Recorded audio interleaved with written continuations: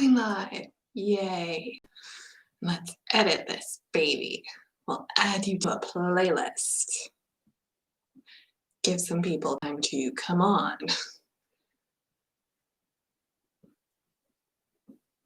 If I seem tired, by the way, it's also because I'm so tired. We'll get into that. Let's share this on Twitter first so people know that, hey, we're doing a celebration, one where I'm really tired. Okay, we have all that done. Hooray. I'm sure the energy level is going to be like amazing. So let's just open this up. Apparently I can't count because I would have sworn that I only bought 3 of these, but there's 4. And I got 2 blondes of all things. So it was blonde with extra hops. This is blonde with a lambic. Then there's a brown, and then there's a creek. So we're going to try this out. Like, I love the paper and that the fact that this is wrapped. It's sad that the bottle's not going to be pretty. There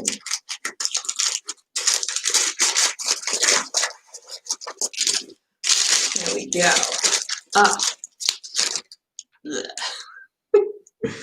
But the paper's pretty. It's blue.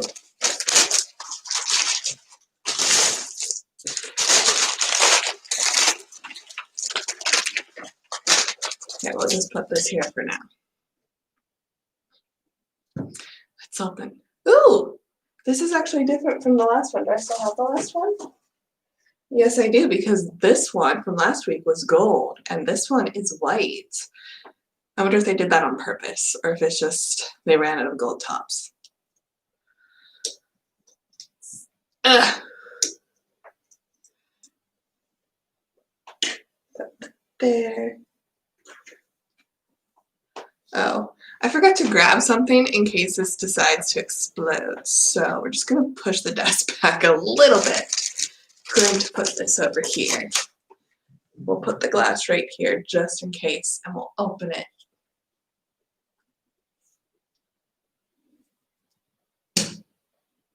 Ooh, nice. It's all done. Perfect. Oh, we got snow today. Yeah, and ice. Let's pour this out. It's gonna be epic. For a blonde, it smells really nice. Very happy. Wasn't too excited that I had another blonde to have. Because just, we'll talk about it. That's a nice color. There's that. Still, like, just these bottles. Right. Here's the color. It's ooh, yeah, this is very hazy. It's a nice color. It smells like a blonde. Okay, we're just gonna try it, see how happy or sad I'll be. Isn't it?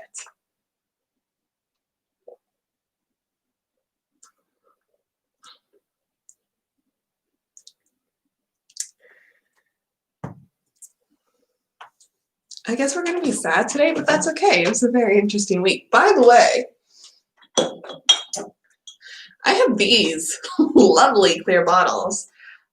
They are tequila flavored and mojito flavored beer in clear bottles, so you know quality, because beer shouldn't come in clear bottles. But if you follow me on Instagram, then you know that I tried these, and they were actually pretty good. They're from the Netherlands, and I learned that I like tequila.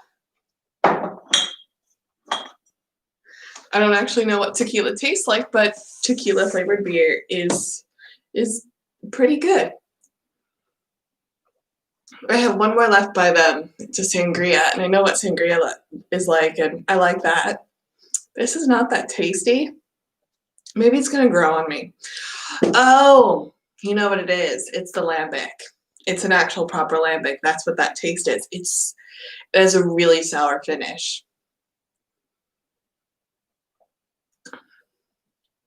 Okay, this beer makes so much more sense now. It is an interesting flavor, I'll give it that. Okay, so week 2 is complete of the exams. And oh my gosh. Oh my gosh. So I had my German exam. And I knew once I took the class, like the first day, I knew it was going to be an issue because it starts at an A1. And for those of you who aren't up to date with like the language stuff in Europe, they have this system where it's A0, A1, A2, B1, B2, and then C1 and C2. And we started at an A1 and just skipped over A0, which is where you learn the alphabet, how to count, little greetings like, how are you? My name is. And we just skipped that. We're just at A1, and it assumes that you had German before. I mean, technically, I did have German. I had an introductory course of German back when I was in university, which was more than a decade ago.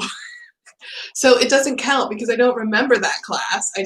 Yeah, I know that my teacher was German and she was really cool, but we didn't actually spend that much time actually learning German. We learned more about like the history of German and where it's spoken. So it wasn't a very good lingual class. Anywho, we're already at like a super high level and it's just so much stuff I don't know. And then the class is taught in Dutch, which is just, I know I took level 8 Dutch, but the vast majority of my day is just spent in English. And now that I'm no longer perpetually going to school and working on Dutch for 3 hours every day, I lost it because I have not worked on it in like a year. That's part of the reason why I wanted to start reading Twilight in Dutch, is just so that I was doing something with Dutch. And 2 hours per week with Dutch is not helping me remember Dutch. It isn't. So that class, just the whole semester was just, oh my gosh, I don't understand anything. So I sort of ignored what she was doing in class and sort of just working on my own thing, because I thought that the test that we were going to have in January, the one that I took, was only going to be on conjugation and verbs, but it wasn't. It was all the stuff that we learned in class that I hadn't been paying attention to because I was working on all this basic level stuff. And when we got to the test, I'd worked on conjugation, I hadn't gotten to vocab, and I left like 3/4 of the test blank because I couldn't even guess. And the sad thing is when I was looking over the test, there was all this stuff that wasn't on my list of things to study. And realistically, if you had A0, you would have known this stuff like days of the week, how to tell time, but I didn't. And it wasn't even on my list of things that I should have studied.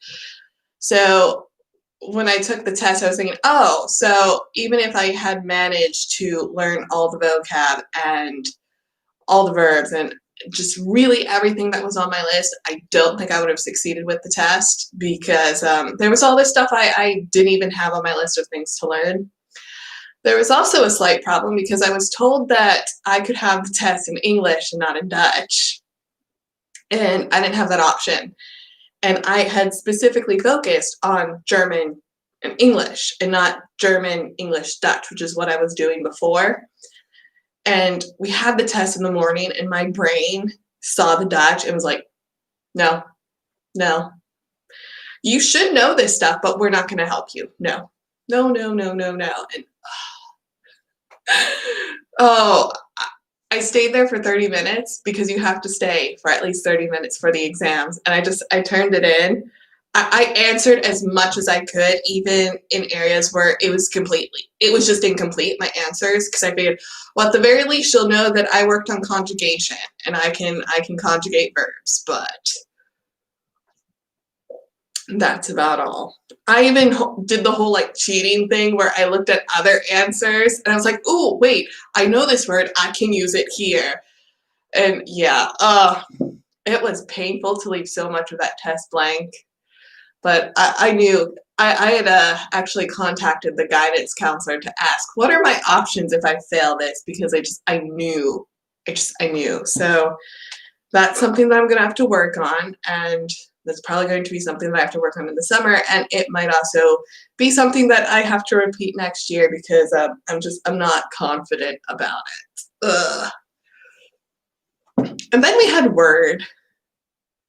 Word what was I lost like 10 minutes trying to log into Outlook, and the guy who was watching over the test was like, you have 5 minutes to complete this last part of the test. And I thought, well, surely I'm going to get an extra 10 minutes. And he said no.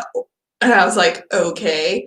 And it really wasn't a big deal because I hadn't studied anything from Outlook. So I just answered the ones that I knew. And then I didn't answer the ones that I didn't know. And really, I did not know.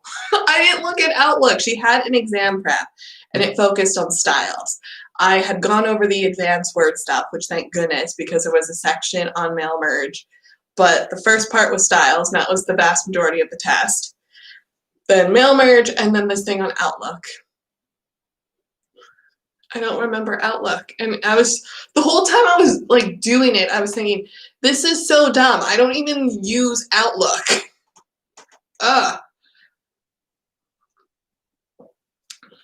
This is growing on me a little bit, but it is a very unique taste. And then today, I woke up at 5 this morning because I thought I slept through my alarm. I didn't.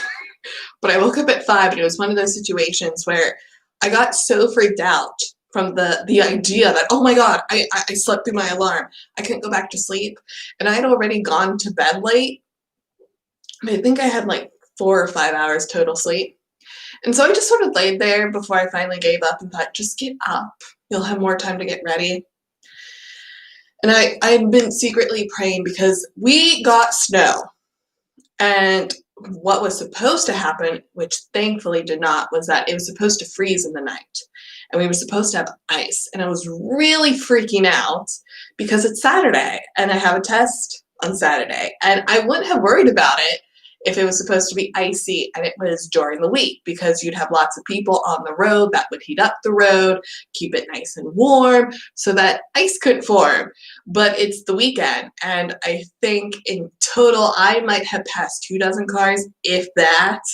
There was nobody on the road, but thankfully it was dry up until I got to Kortrijk. It was so weird. It's so weird how just 40 minutes away, the weather can completely change between Kortrijk and then Reninge. It's odd. But there wasn't snow. I was very happy, and it didn't start snowing until Poperingen when I was like 10 minutes from home. So I was like, yes. So I missed the snow. I missed the ice, and I took my, what was it? It was international. Was it international commercial law? No, I think it was international commercial law. And I feel confident about this one. There was only one question where I went back and forth on it because I thought it was this one answer, and then I was thinking about it, and I think it's this other one. And I kept going back and forth. But that's the only one that I had issues with. All the others, it was like, I know this. I had my little reader. I didn't even have to look for it. I knew, oh, this is Article 7. Oh, this is Article 110. I was very proud of myself.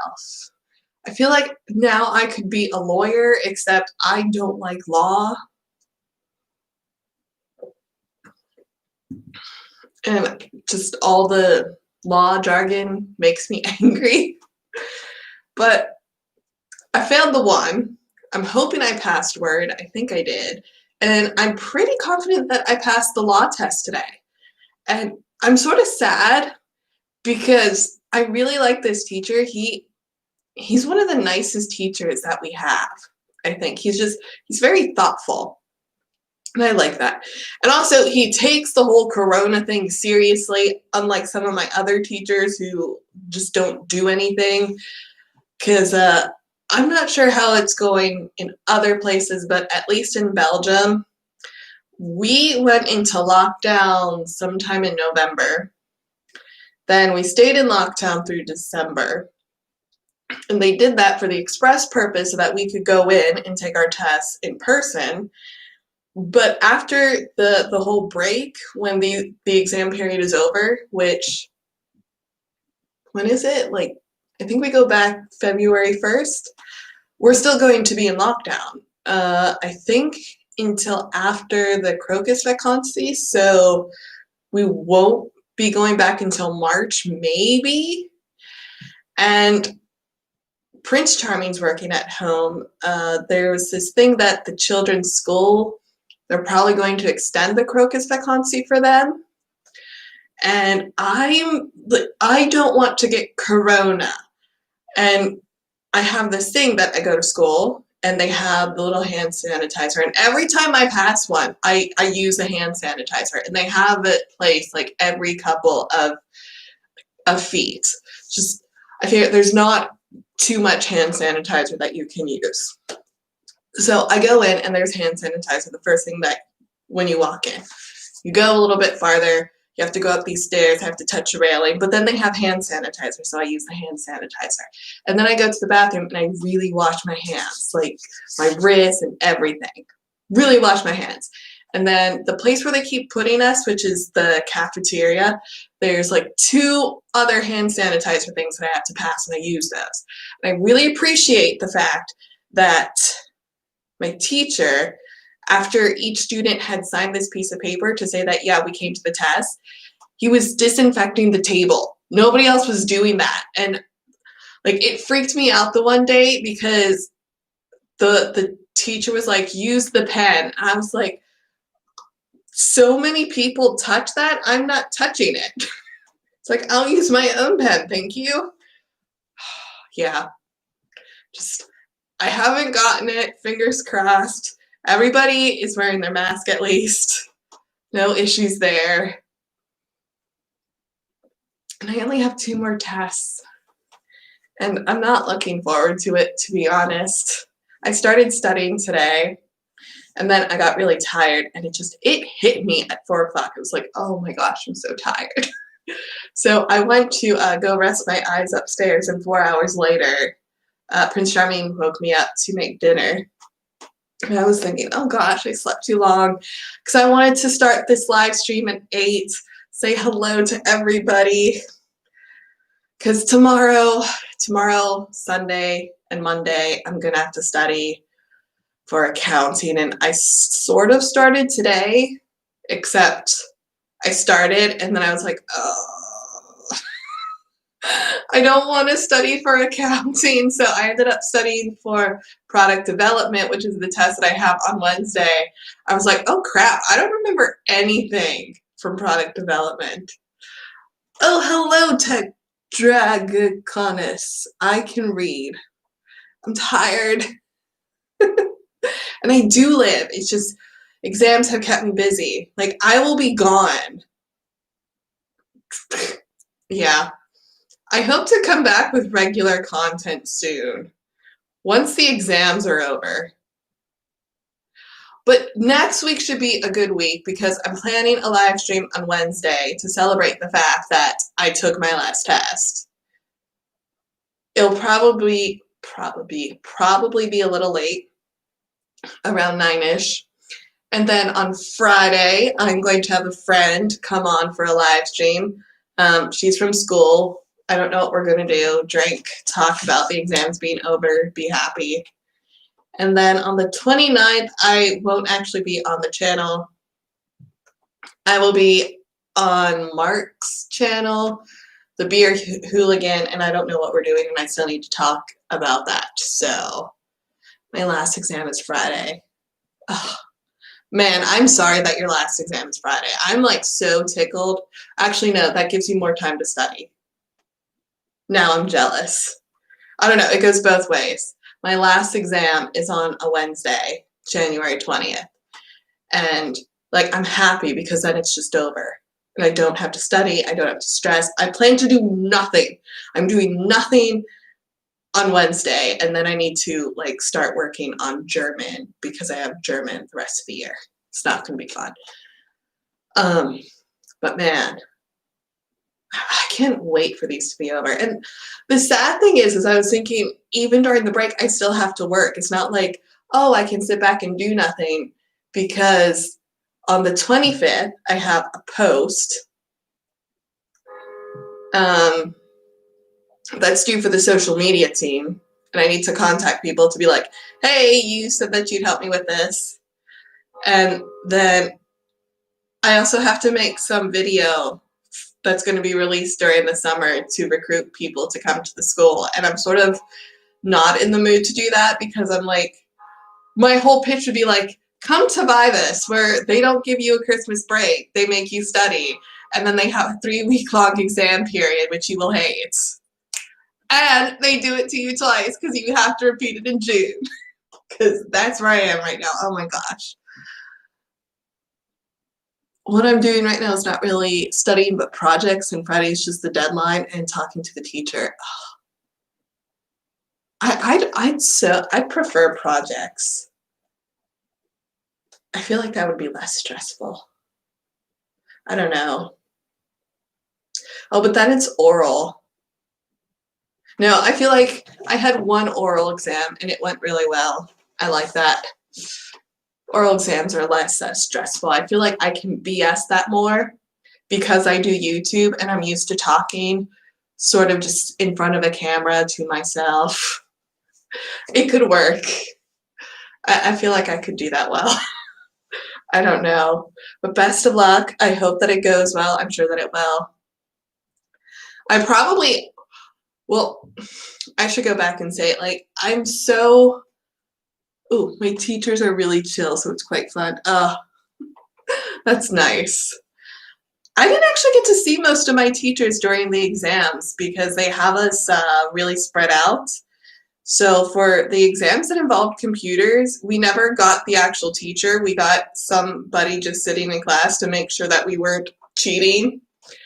And all they really did was play on their cell phone. And not that I cheated. I really didn't. But, you know, it is sort of funny because they have this person to watch over you to make sure that you're not cheating. And when they're not doing your job, you know, it's easy to make the observations that anybody could have cheated.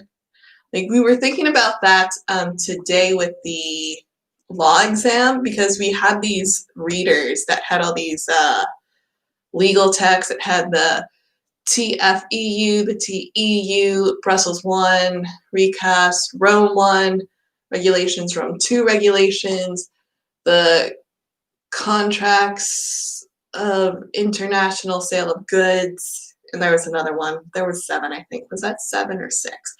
I don't know. But it was just this, I think it was 135 pages of legal documents. And he was saying how he was going to check them all to make sure that we didn't write in them. And I was thinking, I don't think he'd have time to do that. And everybody was saying, oh, well, he's probably going to collect them after the test and then check them at home. No, he didn't collect them, and he really didn't check them. And I was thinking, I could have written in it, and he would know. And I mean, I didn't do that because I was so paranoid. I freaked out because I had numbered the pages because the whole numbering was messed up when I printed it. And I realized that he said, you can't write on it. We could highlight, we could underline, we could not write words.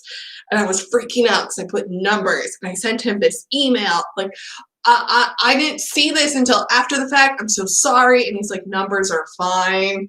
Well, apparently words would have been too because nobody got checked.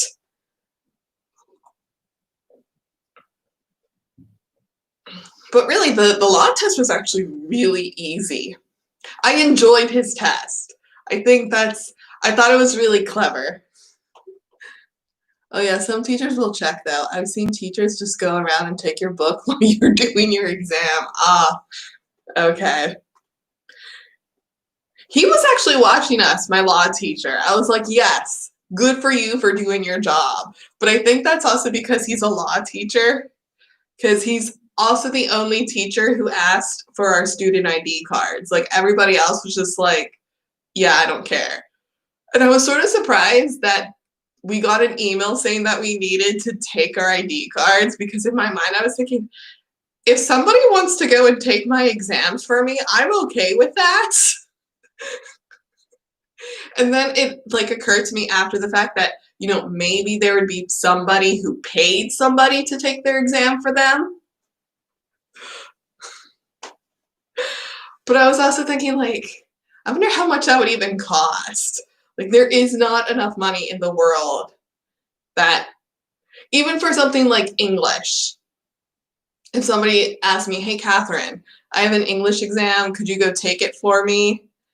And I would just, oh no, I can't. And it would be so easy for me because English is my native language, but no, I just, no. Oh, wow. I know something about that. Somebody got expelled since alumni took an exam for a friend. They got busted. See, I was wondering that because I was thinking with Corona, it would be so much easier. You just need somebody who looks a little bit like you because your face is covered. See, I swear my teachers are gonna see this and be like, she cheated. I swear I didn't. You'll see by my low test scores. I did not cheat. But I think about this stuff because I swear my school is like so obsessed with cheating. It's it's just so different. It's something that I would expect maybe in like middle school or high school, but certainly not like at a university level type thing. We can't even have like a pencil case unless, no, there is no unless. It's if you bring pens or pencils, you can't have them in a pencil case. It has to be out of the pencil case or it has to be in a clear plastic bag. And they were like, well, people can put stuff in the pencil case. And I was thinking, you know, I remember one year, like in French class, and this was like a decade ago. No, it wasn't French, it was math. Like they wrote all the equations uh, on like a clear film and they put it on the inside of a pen. And so they had all the equations on the pen. I was like, oh my gosh, it's so genius. Even water bottles get checked. Ah, see, we got all these emails like you can't have this, you can't have that, and I'd say all the people that I've had so far have not checked it except for my law professor. He was like, you can only, he didn't even allow the plastic bag. He was like, you can have your pens and pencils on the table. And you can have a bottle of water if you need something to drink. Otherwise, nothing else. Oh, no, that's wrong. For the Excel thing, we had to put our book bags in the front of the room. That was interesting. We tap some water. This is 8% ABV, but it has a funky aftertaste. It's like it's resting on my tongue. Ugh, my tongue feels hairy. Man, exams. I can't wait for them to be over. The nice thing is we'll still be in lockdown, so I'll get to sleep in once classes start. When it wasn't Corona, there was a teacher that checked everyone before entering. Once a teacher was just looking for 5 minutes at a water bottle to check. It was so funny. Okay, but okay, like this is the water bottle that I take to school, right? Because it doesn't leak. See, look at that. It's awesome. I have another water bottle that does. It's see-through. Where would I put the answers? Like, I guess I could write stuff on the bottom, but I mean, like, realistically, if you're taking a test, and if you would be looking at a water bottle like this, that would be so obvious.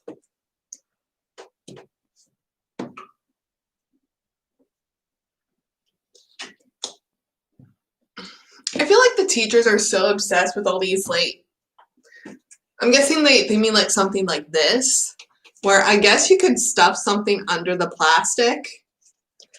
But still, that would be like, okay, let's just say there's something inside of here. Let's see if I can, let's see if I can get this under here. Okay.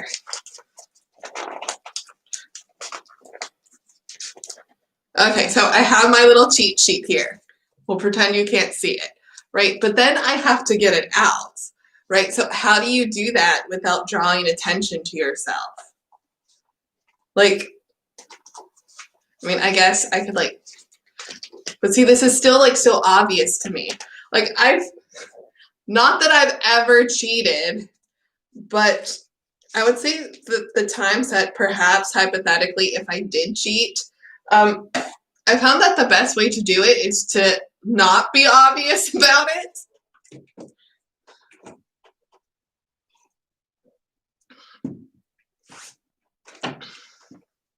No, they just write on the backside of the wrap. Yeah, but then that would still be obvious.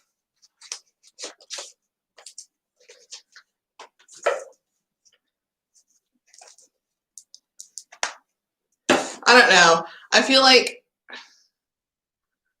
first, if you just study, it makes it easier. And then if you want stuff, you need to put it in places where people aren't going to look. And then if you're going to have to look at it yourself, have it so that your eye contact is in a normal range. So like a good place to write things would be between your fingers or on your wrist, because then you can go like this. And if you're holding a piece of paper like this to read, that's a natural position, especially if you do that normally in class, just saying. Not that I've ever done that, because I don't cheat. I just help people cheat better. It's like there was a bunch of people in my class who were already planning to cheat on this one test that we had in November for the International Trade and Payment Procedures. And she was saying how she needed to be able to see us at all times, else it would be fraud. But she wasn't going to require that she see our desk or a laptop. And I was thinking, funniest way to cheat that I have seen this was this. School was free ballpoints, but the middle part, like, that is genius. You know, that was the way people cheated back with mechanical pencils, is that they'd take the eraser, they'd have a piece of paper, and they'd put it where the lead goes. And then that's how they got their cheat sheeted.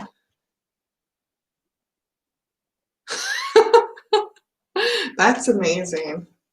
I was like, I have this really nifty mechanical pencil, and it comes in two parts. You have the part where the lead goes. So if people knew about the lead trick, they could do that. But then there's like this eraser thing where it's a really big eraser and it's this long, but you could take the eraser, cut it to a little bit, and just insert the paper where the eraser goes.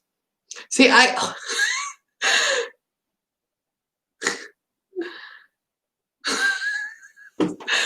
See, this is what irks me, is that like I get people who would be like, don't cheat, and I'd honestly, don't cheat because you're just cheating yourself. I know that's like is so cliche and dumb, but if you're going to school and you're doing it for yourself, then you should want to learn the classes and the materials. And if you don't know them, there's nothing wrong with that. You know, there are options, but people who want to cheat are still going to cheat. They're going to find ways to do it, and they're not going to get caught. I mean, I'm looking back to the times in high school, and even when I was in university, like there were people who cheated, and they never got caught. But some just go to the extremes.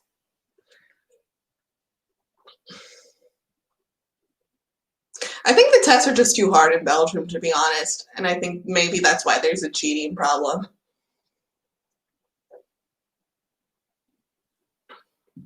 Because honestly, that's so far been my biggest culture shock, is that I've always gone into tests thinking, oh my gosh, this is going to be so hard. But I did the time, I did the studying, and then I go take the test. And afterwards, I have this, oh, that was fine. It actually was really easy. And I have not had that in Belgium. It's like I go in, I've studied, I know all the material. I take the test thinking, oh my God, it's going to be so hard. And then it's, oh my God, that was so much harder than what I anticipated. I really hope I pass. I like to study too, but I think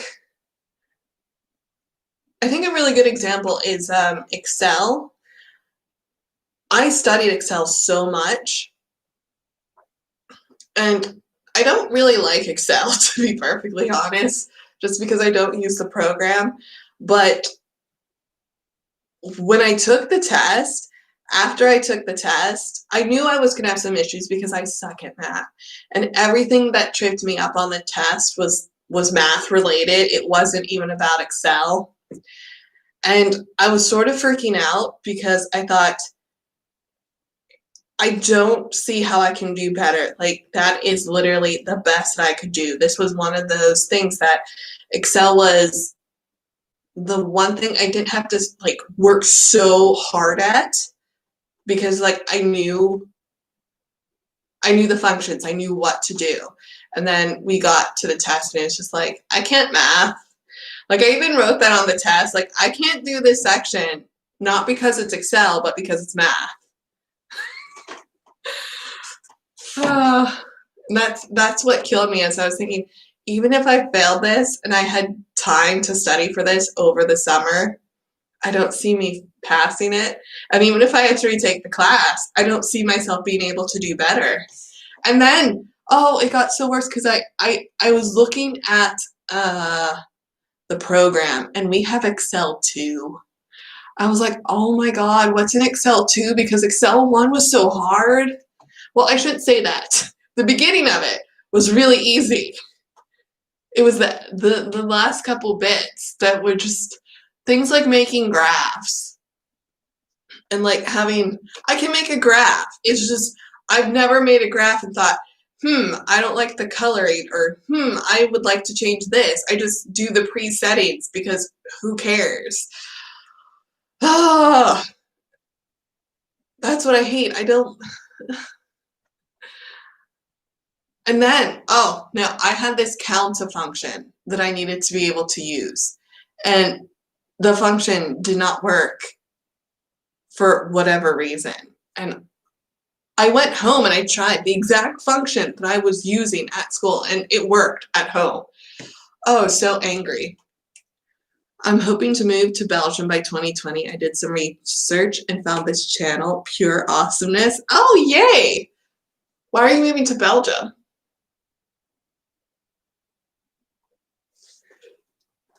I know how to make graphs. It's just, there was this whole, no, the problem with my graph was that I had to calculate the evolution of turnover, and I didn't know how to do that because that was math. And I needed to calculate that in order to have the stuff to make my graph. So I sort of just made up numbers because the calculation that I did was just wrong, because I had like 2,000, 3,000%. And I was like, 100%, that's just wrong. And then there was this one point where it was a combo graph where it was a bar and line. And for the line graph, I had to make it show the percentage, and I couldn't figure out how to do that. And what made me angry is that the reason why I didn't know how to do that is because on my Excel, on my computer, you literally just click the line and you can open the window where that comes up. But on the school computer, it was different. And that's what I hate about programs, is that half the time it's because there's some program different. It was like my if functions. I could not get my if functions to work, and I lost like 10 minutes because my computer uses a comma and the school computers used a semicolon. And it took me forever to figure that out. And that's just like, I hate my life. If the class is just about Excel, they may give points if they saw you could use Excel even if the math is wrong. Well, that's what I was hoping. Like, even though the formula didn't work, I still left the formula there and just created a new column to like get the answers. So hopefully I'll get like half points or something. I'm a Belgian citizen that grew up in South Africa. My wife and I just really want to live in Europe. And hello, I feel like that's Dutch because it's de Leefveld. There can be regional differences in Excel.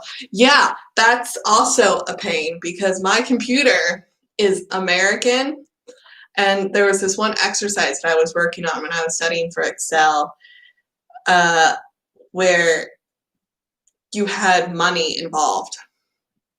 And the currency automatically put it in dollars, and the little dollar sign was before the number. But in the exercise, the little currency sign was behind the number. So I spent like 30 minutes trying to figure out how do I move the dollar sign to the end of the number. And it turns out that the reason why the dollar sign was at the beginning of the number is because that's how it's written with dollars. The currency sign was at the end for his because he was using euros. And so I just wasted 30 minutes of my life trying to do something that can't be done. And that's why I hate Excel, because it's fighting with the program.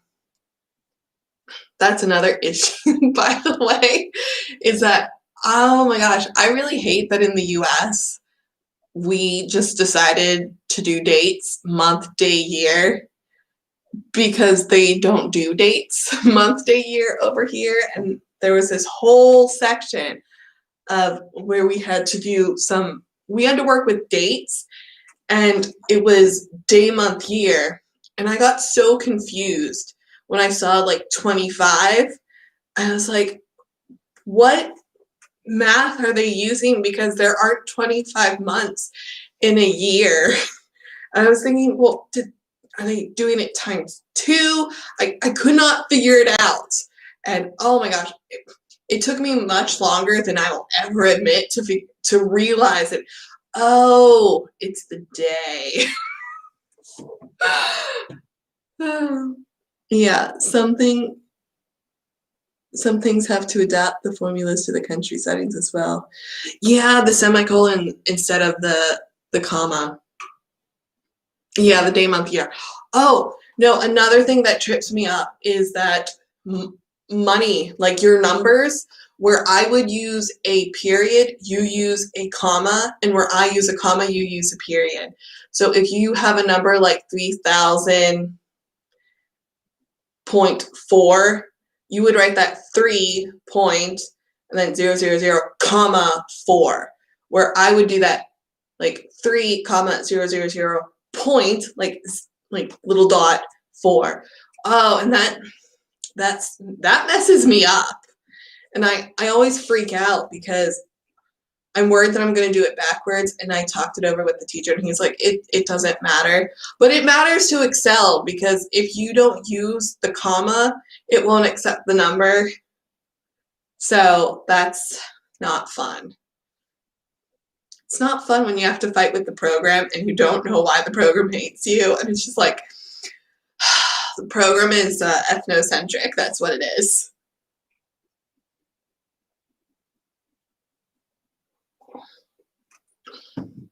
And see, what is really horrible is that I learned Excel on my computer because we were doing everything at home. And I feel like if we had been in school, I would have been using the school computers, and I would have figured this out at school, and I wouldn't have forgotten it when I was at the exams, and I wouldn't have lost time. The common point issue can be really annoying. It still trips me up. I don't understand. Why does it change? Like, there are certain things in life that this should be universal.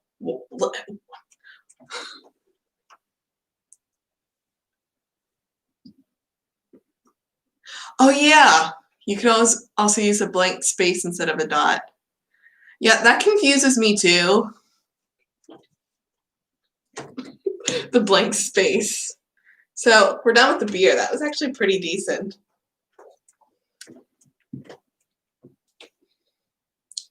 Kilograms and meters are much handier.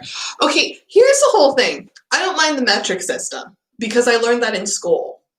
Like, and I'm gonna spill some tea here. Don't have tea, but I feel like Americans who say they don't know the metric system are trolling because I don't understand.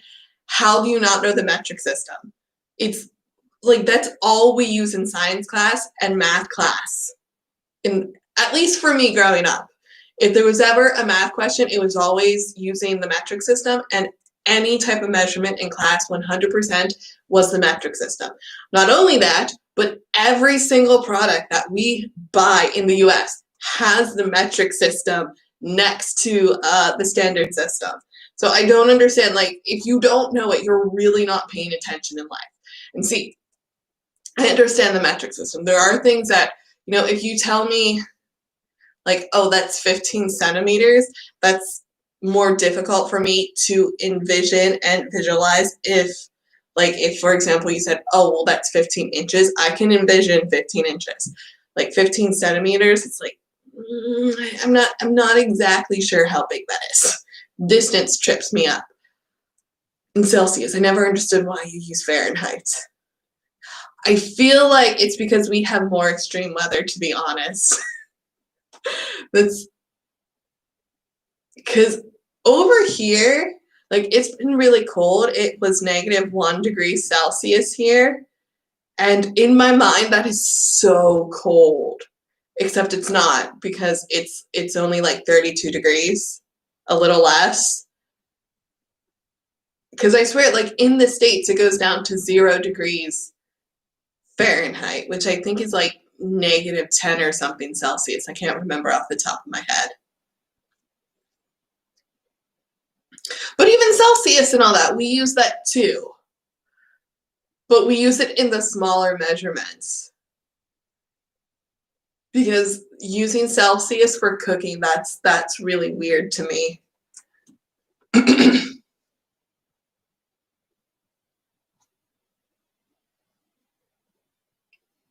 Isn't America transitioning from the imperial to metric? Maybe that's why they produce the products use both.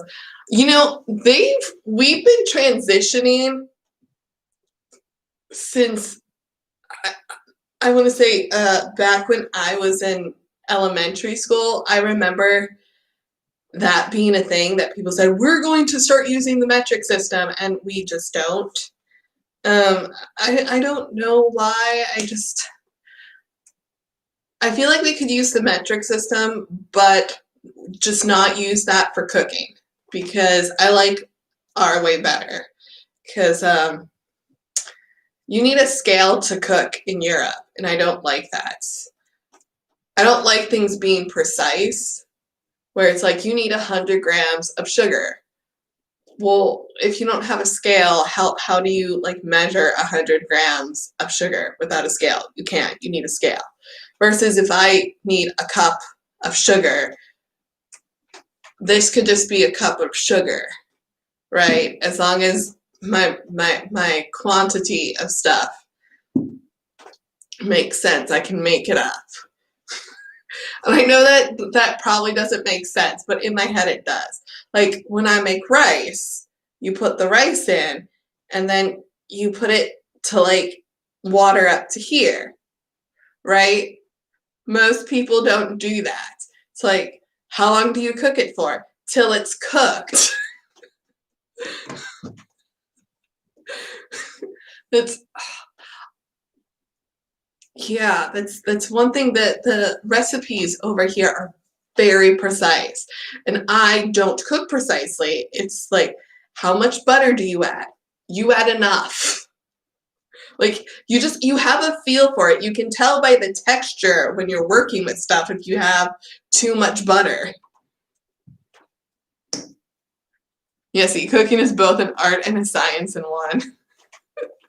I feel like precision cooking is like for the beginners, and then once you sort of get the feel for cooking, it's like, oh, I don't need precision. I know what I need. It's like if something feels too dry, you add liquid. If it's too wet, you add solids. It's like you get a feel for it.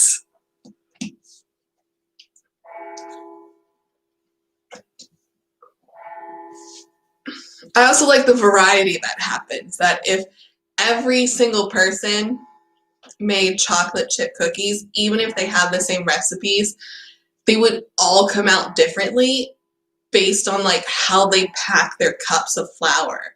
Versus in Europe, you're not going to have that because the measurements are so precise.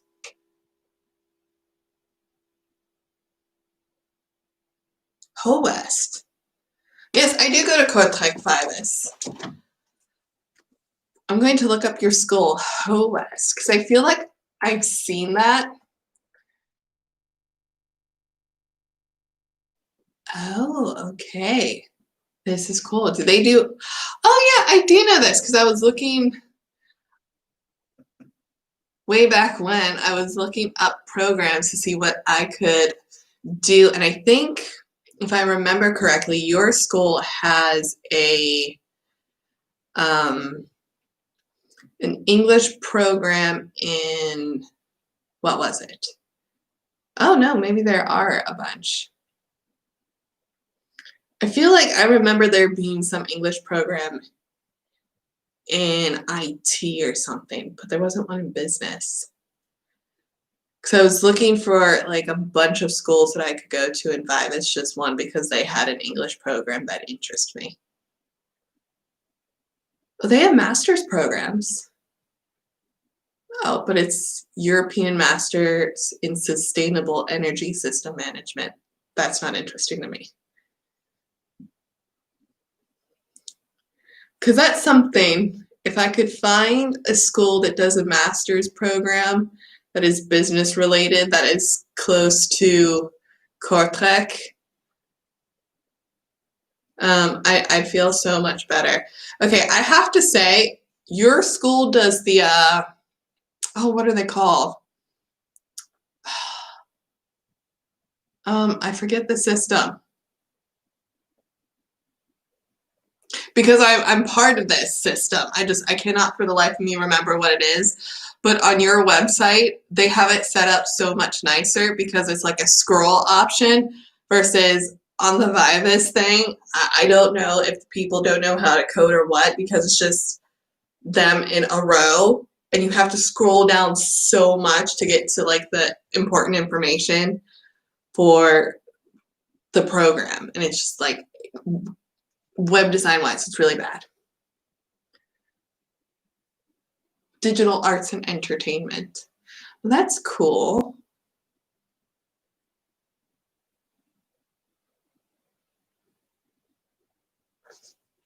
I'm looking at the website now.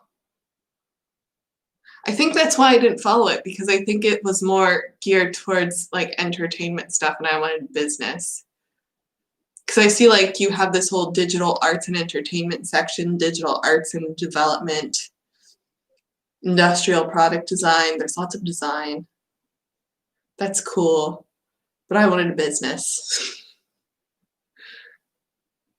I'm jealous that there's a master's program at your school. I'm sort of hoping that by the time that I graduate, there'll be a master's program at Vives. However, I've been told that like part of the reason why a host school is a host school is because they don't do master's programs. But I'd like a business master's thing. Just why not? Because I could teach at university level. All the beer in the background looks so delicious. It has been. Yes, it's been quite a journey trying all these. And yeah, it is like a game, movie, and advertisement. That's cool. I did web design for a year, and it was a really interesting experience, but it also taught me that while I was very thankful for all the knowledge that I learned, because it definitely helped me with things like YouTube, it also just really wasn't like my thing. It didn't give me the same passion as some of the things that I'm studying now. I say some of them because not all of them. I like Well, I don't know. I like business. My problem is that I don't like the business side of business. I like the creative side of business. I'm really good at the creative part. Oh, did you also use programming there? We learned the basics of CSS, HTML. What was the programming? We did learn some programming. I just can't remember the system that. Oh my goodness. I'm like brain farting so hard right now. I cannot remember the system. I can't remember the system because it was really difficult. And I have a friend, Carrie, who does programming, and I actually sent her an email like, "Hey, can you help me out with this? Because man, I don't understand it." And she explained it to me, and I remember remembering it for like 5 minutes, and I was like, "Okay." Using it for the test, and then I think I just forgot it because oh gosh, it's like it's right there, and oh hey, I create user interface for websites and apps. Did you do any graphic aspects? Okay, yes. It was the whole program was designed so that we, by the end of it, would be able to make a website from scratch. And so we learned the coding side of it. We learned some programming. I just cannot remember what it is. It's going to come to me once I end the live stream, and then I'll be like, that's what it was. We also learned how to do animation, and oh my gosh, I mean, it was really interesting to do animation because it's really fun. It's creative animation. But oh my gosh, I have like a newfound level of respect for all the animation channels on YouTube because it's like you do something that's 10 seconds long and it takes like 4 hours. It's insane. And we also did graphic design. We also worked on like the graphic design and the animation were honestly my favorite parts of the class. I did like the programming and the coding and all that because that in a way was sort of also creative because you have the basics of the computer languages, but you can combine them together in like all these various different ways. And I thought that was really cool. But I really like the graphic stuff, except I didn't.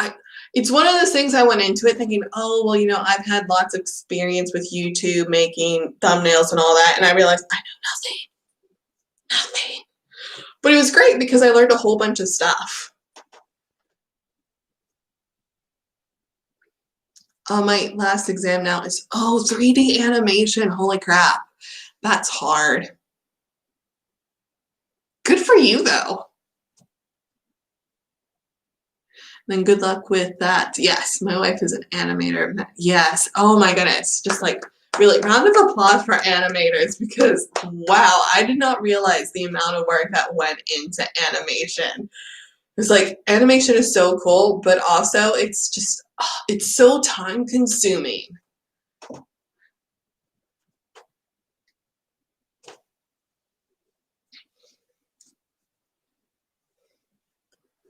Because we worked on 3D animation near the end because for the beginning we were working mostly 2D and it was also interactive animation, so like you could make a button and then you could click on the button and the button would take you to a new slide of the animation, if you will. What's your favorite animated movie? The Little Mermaid. Don't need to think about that. Little Mermaid. After that, it would probably be not Finding Nemo. Well, oh gosh. Is it just Nemo? Not Finding Nemo. It's a, is it Little Nemo? I think it's Little Nemo. Yes, it's Little Nemo Adventures in Slumberland is what I'm thinking of. That was like one of my favorite movies outside of The Little Mermaid. I like the music. It was really good. And I like Little Mermaid because, well, mermaids.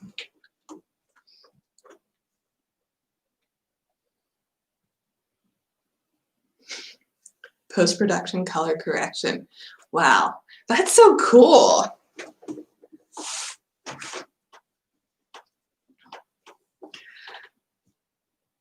Those are some good movies. I agree. Mainly because they're my favorite. Do you have favorite movies, like animated movies? Like, I'm really into the more classic movies that were, drawn by hand. And I really appreciate how animation has changed. And I like Pixar, but I don't know.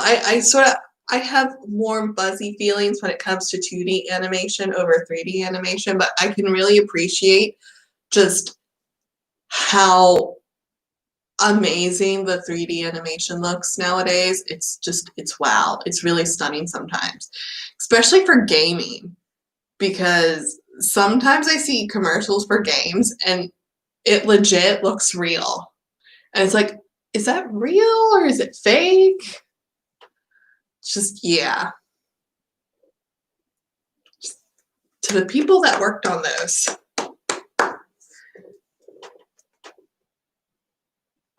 Klaus. Okay, I need to look both of these up. So I think I know Klaus. Oh yeah, okay, yeah. I was being stupid there. No, they what did they make? Hell's Flying Castle, is that what it was? Hell's Moving Castle. That movie was called Klaus? I did not realize that. Okay, I was thinking, I know that movie Klaus, but I didn't realize that's what it was called. I don't know what I thought it was called.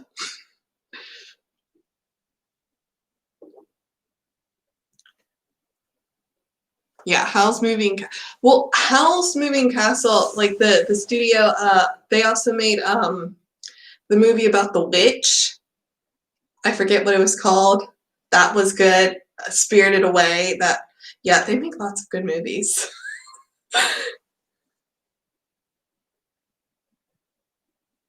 Oh, that's cool. It's been a while since I've seen that. I'm wondering if they renamed it or something for different markets, because I would have swore that wasn't called Klaus.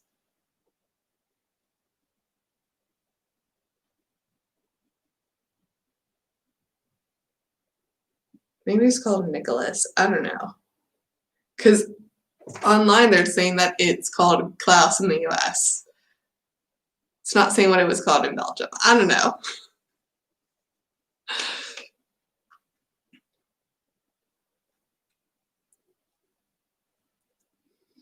Okay, let's X all this out.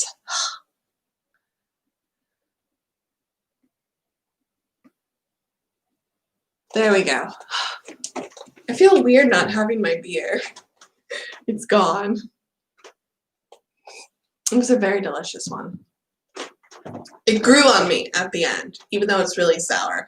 I would definitely say that this is a beer that you need to work up to. I mean, can I say it's part of the Belgian family brewers? Because I don't think that it is. I just think it's what does it say? No, it's 100% West Vlaams. So, and I still need to go to the Zwaartestraat. I can't really talk about beer, even as a Belgian. I don't drink alcohol. That's okay. I only started drinking it because when I moved to France, I didn't really like wine. And then I started trying the wine there, and I was like, oh, this is actually delicious. So I felt like since I moved to Belgium, and they were known for their beer, that I should try the beer. And it just so happens that that's like the best icebreaker that you can have in Belgium. I've met so many people that they get so excited when you have a foreigner who knows anything about beer.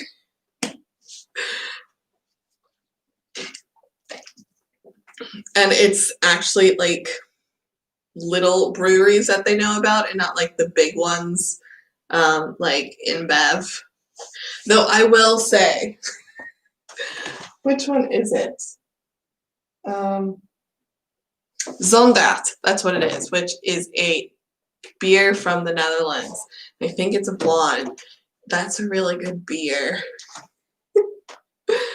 Oh yeah, many Belgians just love beer. It's really nice though, because I swear that's how I make my friends, is that I I just like trying new things and going a little bit outside of my comfort zone, which is what I feel like beer is. And I probably wouldn't have even considered going so far as I have with the beer reviews, except there were so many people who like took offense to the fact that that I was trying beer, that the little troll inside of me was like, I have to continue because it's annoying people. It's a bonus that it's annoying people and I get to try delicious beer. So it's a win-win, except for the people that it annoys. They're the ones losing, but like, I won't lie, I'm a little bit jealous of them. I really wish that my biggest annoyance in the world were people online trying beers. It's like, I wish that was my worry, but it's not.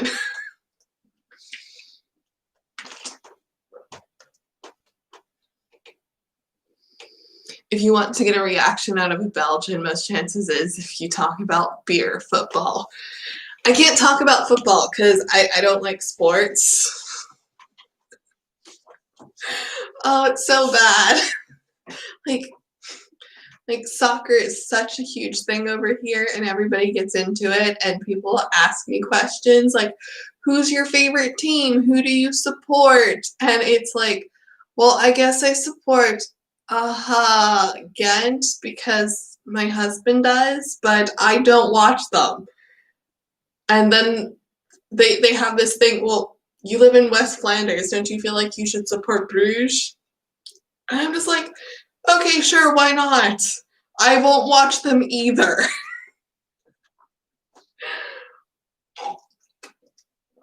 Oh, I can stand American football like this much. This much. But like soccer, it's just, I watch it and it just makes me angry because, you know, in American football, like when somebody hits you, it just looks painful, right? And the guys, they just get up and are like, nothing happened to me, right? But in soccer, a guy doesn't even touch another guy and he just falls to the ground and is dying. And it's like, wow, what a drama queen. Do you watch cycling? Oh my gosh. My husband watches that. I don't watch cycling. I don't like that either. And we lived in France, and oh my gosh, the Tour de France was such a huge thing. And it's just, I don't understand. Like, no. And then there's the one cycling where they have them going over cobblestone. And it's just, why would you choose to do that? There was a part of my trip when I was cycling to school, when I was going to school in Ypres, where I had to go over cobblestone. And like the whole time I was going over the cobblestone, I was cursing the cobblestone because going over cobblestone is just horrible. And there are people that choose to do it. personally don't like watching sports. I rather do them. Oh, see, I shouldn't say that because I do like cycling. Because cobblestone sections make cycling races more interesting. You know, Prince Charming says that too. And it's just like, really? Because like the regular stuff isn't interesting in my opinion. No, see, like sports that I would watch, like things that I find really entertaining are like Bake Off. Or in France they had the Meilleure Patisserie or the Meilleure oh gosh, how do you say bakery in French? Boulangerie. That's it. They had like all these cooking shows where people would fight to be the best cook. Like I like those kinds of sports. Like that's I like those kinds of events. They're not really sports, but that's what I would watch. Like uh, the Bake Off Nederlands. Oh my goodness, because you had the Bake Off Flanders and the Bake Off Nederlands. Oh, so great. So great. I love it so much. And it's always one of those things where you think, I could do that, but like they have it timed and it just seems so stressful. And I don't like to cook like that. If I was going to cook, I'd want to have a drink. I'd want to have lots of time. I want it to be relaxing. Oh, there are shows like that on Belgium too. My mom watches those.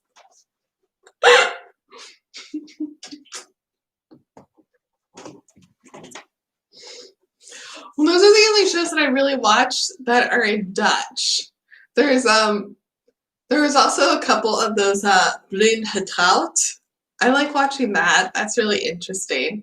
And then there's the oh gosh, what's it called? The uh like L'amour bourré or like the farmers in love or something where you have people going to farmers and they're trying to find love. It's a very interesting show, but it's in Dutch, and sometimes I'll watch that. But like sports, no, I won't watch that. It's also not fun because sometimes the sports aren't even in Dutch. It's just, oh, here's this thing. Yeah, wow, yeah, that's it. Oh, and I can't say that properly because it's a difficult word. The No, you have the word for like neighbor and then the word for farmer. And those are difficult words for me to pronounce.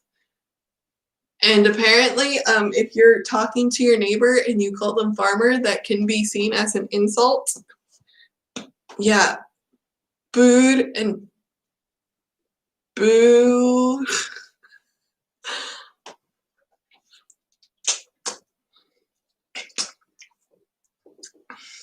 See, luckily I'm a foreigner and I can just be like, ja, sorry, mijn Nederlands is een beetje nu. And brood. Yeah, all your difficult vowels. Man, I really need to work on Dutch. That's what I took away from this. I need to work on Dutch, at least on my pronunciation. It's been like, Dutch. I love Dutch. It's just, it's a really difficult language sometimes because y'all like to put things in weird orders. So it's boer, boer, and broer. I think that's the correct pronunciation, maybe. I don't know. Dutch is one of the most difficult languages to learn, I think. People ask me, you know, which is harder, Dutch or French, and my response is that they're both evil in different ways. I like Dutch. I think it sounds so pretty.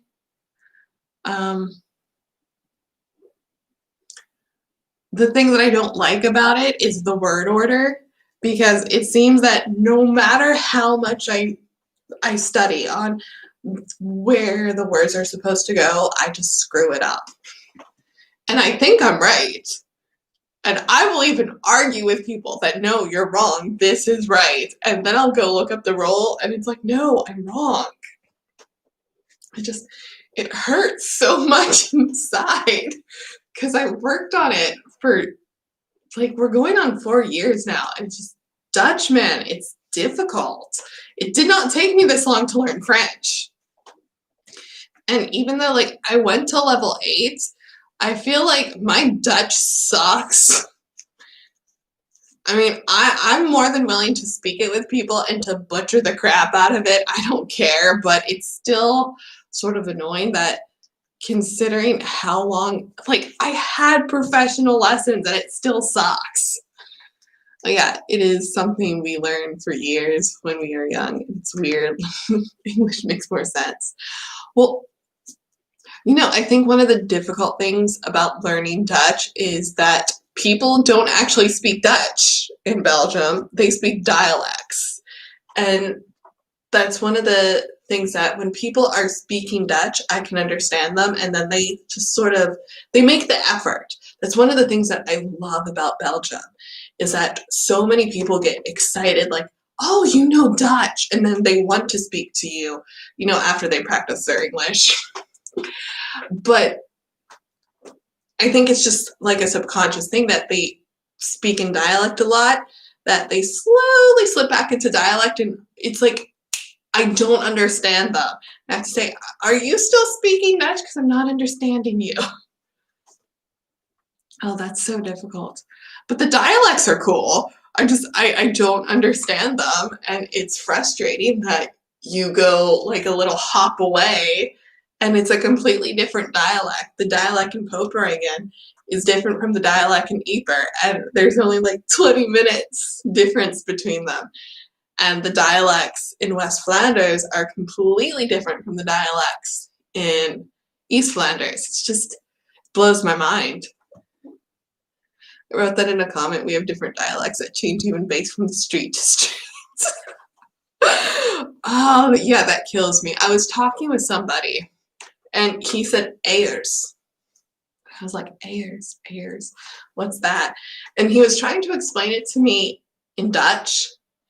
And even the way he was trying to explain what Ayers was, I was like, I don't understand. And finally Prince Charming came in and he was saying, he means Eieren.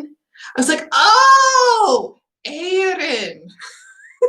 Yeah, eggs, Ayers.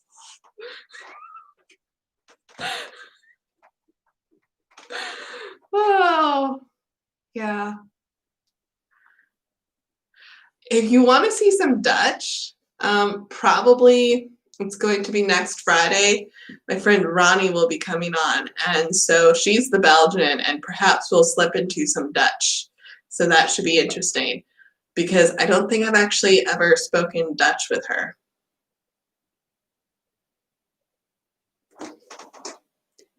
Ayer. Is that it? The whole double A thing. Yeah, sometimes as a native, we don't understand each other. Yeah, my Prince Charming comes from East Flanders, and we live in West Flanders, and the whole rivalry between East and West Flanders is something that's really interesting to me. So it goes over my head, but people act like because I live in West Flanders that I'm going to understand the stuff. It's like, no, I really don't. I love it, but I don't get it. And you would think that there would be some similarities. I mean, like, Ghent is not that far away. It's only an hour. But no, sometimes when they slip into the, we're going to just be broad strokes and say West Flanders. Yeah, he doesn't understand them.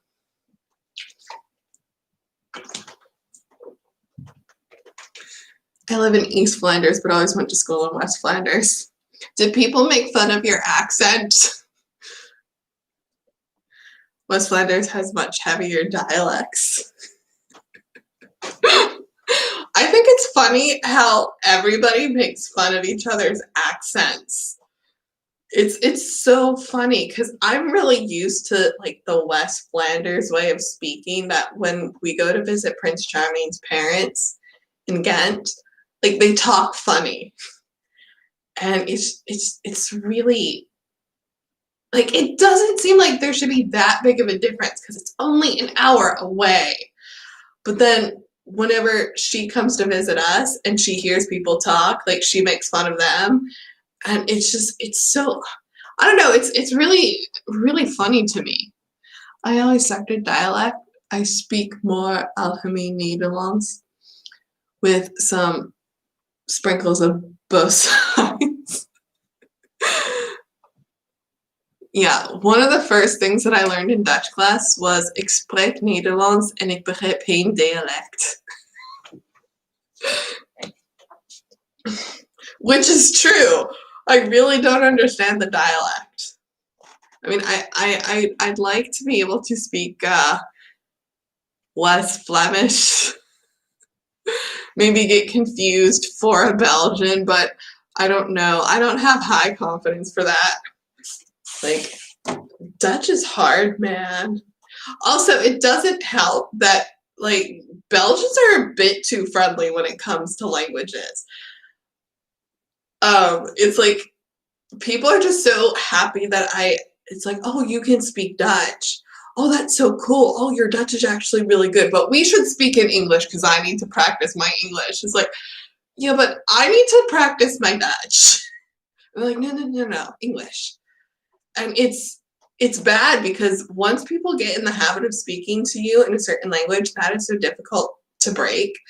So it was great in the beginning when I was learning because, just, stresses of learning a language. But now that I'm more confident in Dutch and I probably could understand them, I just won't be able to express myself well. It's like nobody's willing to speak to me in Dutch. Even if I ask, they always slip back into English. And I don't mind that. It's just, it makes learning difficult. I can't practice with the native speakers. West Flemish is not a dialect, it's a speech impediment. That's so mean. Speaking French is something else. Most people could avoid it unless they live in the big cities. When I lived in France, a lot of people said that, so many French people were bilingual, and I lived in France for 10 years, okay? And I'm not saying that there aren't bilingual French people. I'm just saying that in the time that I lived there, I never met any of them, right? But then I moved to Belgium, and Belgians are so modest that they're like, yeah, we really don't have that many bilingual speakers here. And I'm thinking I've only been here for almost 4 years, and the only people I've met that don't speak English are foreigners. Seriously. Everybody speaks English or they speak French. I've never had an issue with communicating. If you go to Wallonie, they will just speak French. They don't even get Dutch in school. Oh, that's sad. I've never actually been there. I do know some people from there though. They speak English though. They don't speak Dutch. That's true. Yeah, that does seem unfair because I know lots of Belgians who they know the Dutch, they know French, and then they know English. But then I'm thinking of all the people that I know who are from Wallonia. They know French and they know English, but they don't know Dutch. Oh yeah, there's also the German part. I haven't met anybody from Belgium who speaks German though. If you're on the channel, say hello, leave a message. I'm learning German and I need German friends or German speaking friends. You don't actually have to be German, just have to speak German. I got it from 1 year. Oh, can you speak it at all? I'm seriously looking for German speaking friends. Not anymore. Well, I bet it would come back to you. Because that's one thing that I'm really jealous about when, at least for the Belgian students, that I feel like German must be super easy. Because at least for me, whenever I see the words, I'm like, oh, that looks like Dutch. Oh, that looks like Dutch. Oh, that also looks like Dutch. I was learning the words, the verbs. I was like, oh, this looks like blijven. And I think it was blijven, to stay. And sure enough, it's to stay. And blijven, almost the same word. Guten Tag. Wie geht's? I think, yeah. I can understand 70% of a conversation in German just because it is similar to Dutch. See, I had never taken German, and just because I know a little Dutch, I can sort of get like 30% of a conversation from German. So I'm like, oh, that sounds like Dutch. In fact, true story. I was watching TV, and the amazing thing about TV in Belgium is that you can get TV in French, in English, in German, in Spanish. And my husband, for whatever reason, had it on a German channel, and I did not realize this. I thought it was a Dutch channel, and I was like hyperventilating and freaking out. And he said, what's wrong? It's like, I've lost all my Dutch. I can barely understand them. I mean, I'm only getting like 30% of what they're saying. And he looks at me and he's like, it's German. I was like, oh, thank God. Oh my goodness, I was really freaking out there because he's like, I lost my Dutch, what happened? But then I was like all happy, like, oh, I can understand 30% of German and I've never taken it.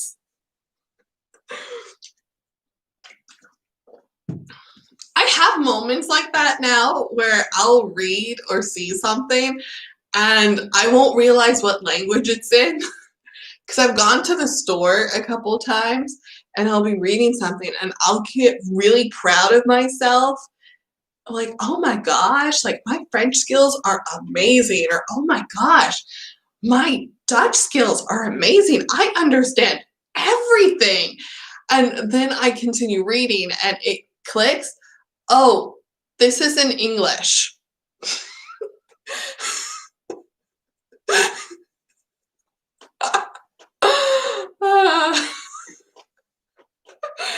Oh yeah, you get that when you know multiple languages.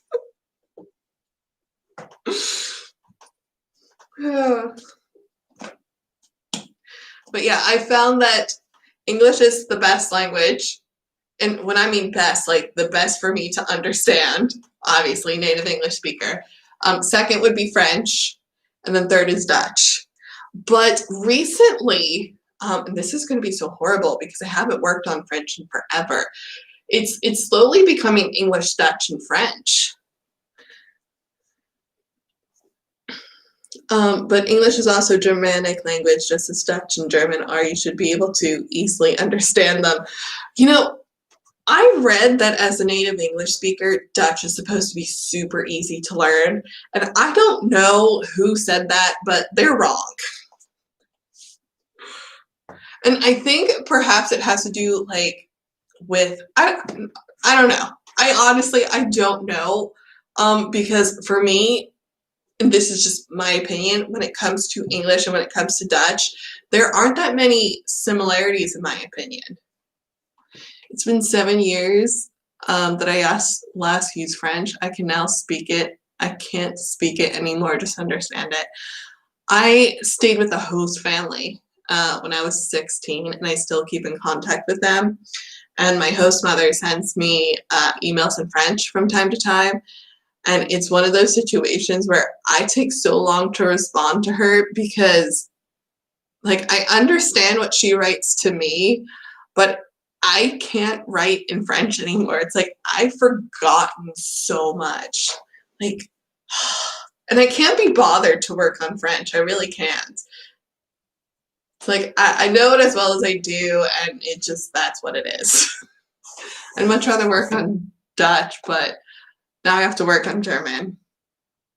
Oh, goodness. I don't know what I'm going to do with my German class. I need a German-speaking friend. Somebody suggested that I should just go to Germany, and I was like, yeah, I should do that, except, you know, there's this whole corona thing, so I don't think that will happen anytime soon. I need to find German-speaking friends. Somehow I don't feel like they're going to be in my school. Though apparently there's another American at my school. We haven't met though. And if I remember correctly, they're from Seattle.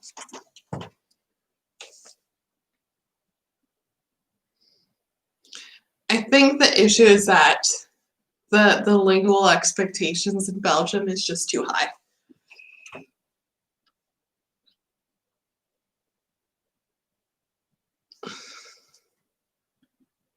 European. I don't know what that is.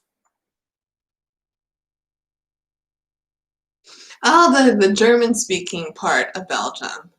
Yeah, but see, I don't know anybody there.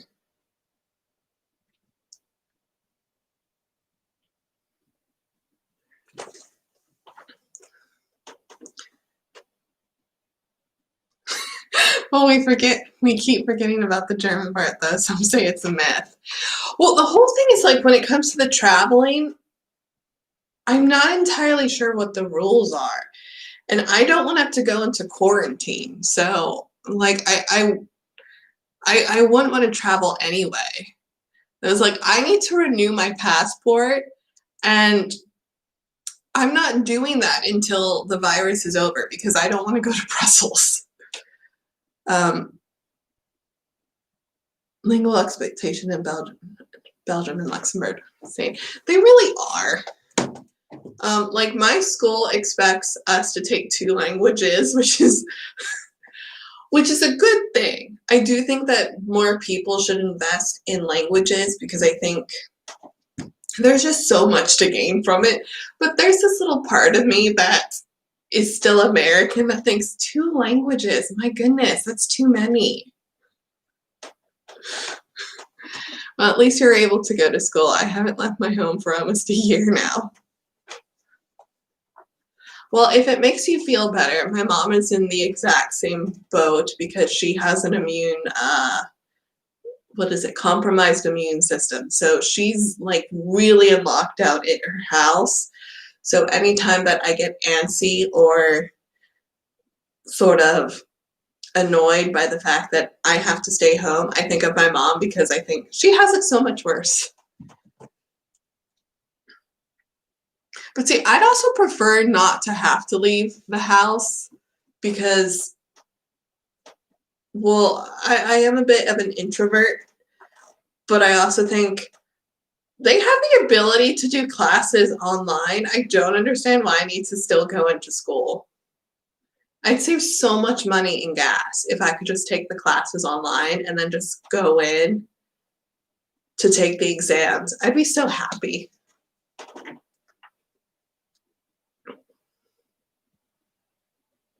See, see, I don't know if I miss the interaction. See, I do think that part of going to school is like the socializing and chilling out with other students. However, I think one of the issues for me is that since I'm so much older than everybody and I have a family, it's not like I'm going to go out of my way to go do stuff with them because, well, I have a family to take care of. But I do sort of miss just the opportunity, like during lunch or in between classes, to chat with people. Because you can't really do that when you're online because you're isolated by yourself. But if you were in a class, you know, if the teacher was doing something, of course, everybody would be chatting amongst themselves. Did you know that the brain processes through in both languages at the same time if you're bilingual? That's really interesting. I did not know that. I don't think I'm considered bilingual though. So I think in French at my highest I was a C1 and I'm probably at like a B2 now. So I just haven't worked on it. Maybe even a B1. Not a B2. I don't know. It's been a long time. I can speak it so much better than I can read or write it. So I can give the impression that I know French, but I don't. Time also flies away so fast when you're at home the whole time. I feel like I have so much more free time to study. Like, that's one of the things I'm looking forward to, that the start of the semester is going to be at home. Because, well, for me personally, since I live in Reningen and I'm going to school in Kortrijk, I have like an hour commute. And it's an hour there and then an hour back. So I lose 2 hours. Versus if I'm at home, like I get to chill out more. I can pack my children's lunch in the morning. I can see them off to school, and they're out of the house by like 7:40, and then from 7:40 to like 8:45, which is when classes starts, that's time that I can spend working on something. So that's like a whole hour and it's not even a whole hour, because if I'm going to school, I'm leaving at 6:30 and I'm getting at school at like 7:30, and then I just waste an hour. And I don't like that. I feel like I am more productive when I'm at home. That's why I prefer to take the classes at home, because I get so much more done and I'm not wasting time driving. Or gas. I save so much money in gas. Oh my gosh. Oh yeah, not needing to commute is nice. Sadly, my school says stuff like this: if you have free time, you are doing something wrong. Well, the whole thing is that I wouldn't say that I have free time. It's more like I have more free time to study and work on stuff. Versus, if I'm commuting, it's like I have to pay attention to the road. So that's 2 hours that I lose every single day. Versus if I'm staying at home, there isn't a commute. I can, once classes are done, bam, I can start studying. I speak Afrikaans. Yeah, I know Afrikaans. One of my best friends is from South Africa. And it's funny because she speaks Afrikaans to me. And for her, she understands Dutch. It's just nobody understands her because there are 2 different languages. Okay, Afrikaans klinkt bij zoals Nederlands, maar is makkelijker om te praten. Only 10% who start my studies pass it. Oh my goodness, that's wow, that is not high. Afrikaans is fun. Afrikaans is so weird since I can fully understand it, but it's just all the rules I know thrown out the window.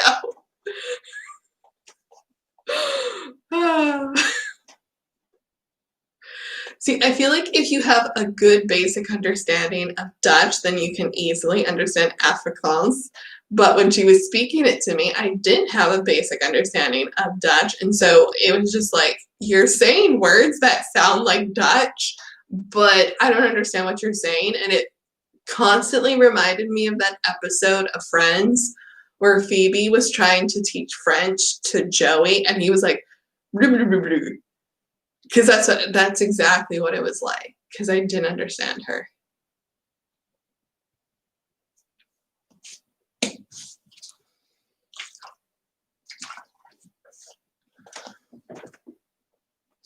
But I think Afrikaans is a really interesting language, because if I understand the history correct,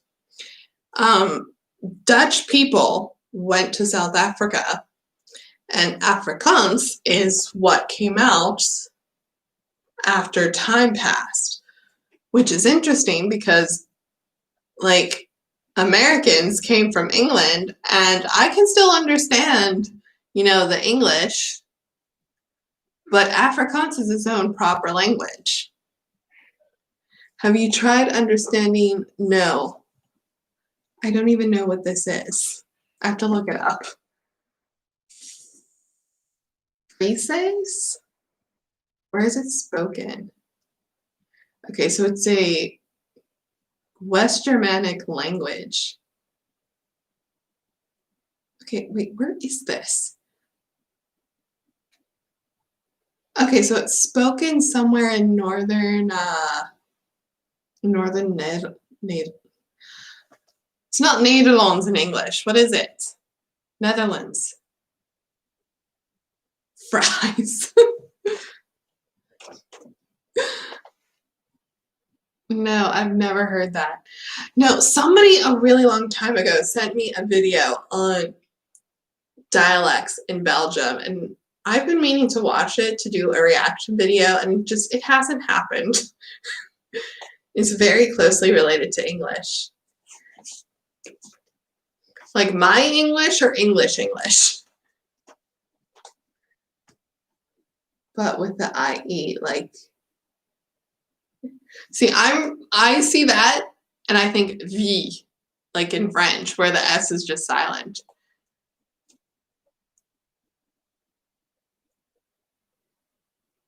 Oh, okay. You know what's really interesting with French and Gunther is that and I watched this on a YouTube video, is that some native Dutch speaker went back and watched all the little things in Friends where they speak Dutch, and I guess the actors that they got to play like Dutch speakers really spoke really horrible Dutch. Wies.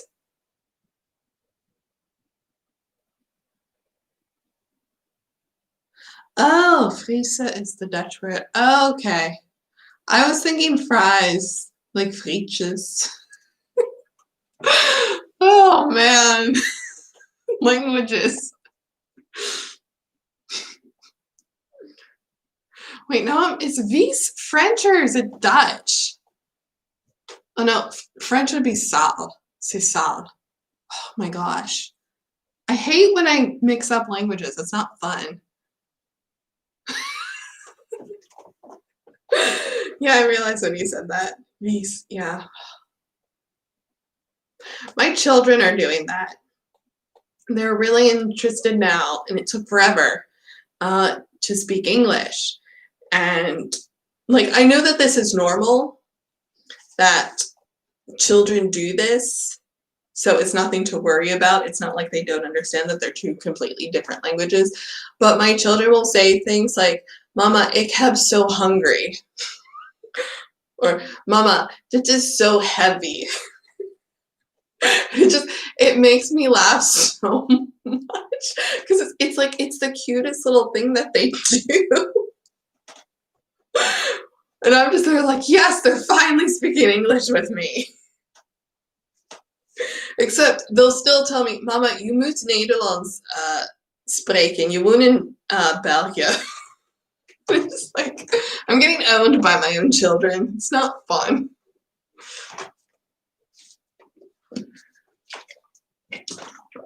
All right, guys, it is almost 11, so I'm going to let all of you go. Haha, yeah, my brother also mixed languages as a child. That's supposed to be really normal. I sometimes do that. I get confused with the Dutch and the French because English is the normal, and then the French and the Dutch are like the foreign languages, and sometimes I'll mix them up, and it's just like I had this whole moment during one of my tests where I was like, vandaag, vandaag, vandaag. That's French. What's it in Dutch? Vandaag, vandaag. How do you say vandaag in Dutch? How do you say it? And then I realized, oh wait, no, in French it would be aujourd'hui, and vandaag is Dutch. Yeah, fun times. Anyway, I'm going to let you guys go. Have a wonderful night. Be sure to come back next Wednesday because there will be a show to celebrate my last day of exams. Also, that's also the inauguration for the new president in the US. So, yay. And then Friday, my friend Ronnie will be coming on. Maybe we'll speak Dutch. So I will see you all there, hopefully. Tot ziens bij Appelziens.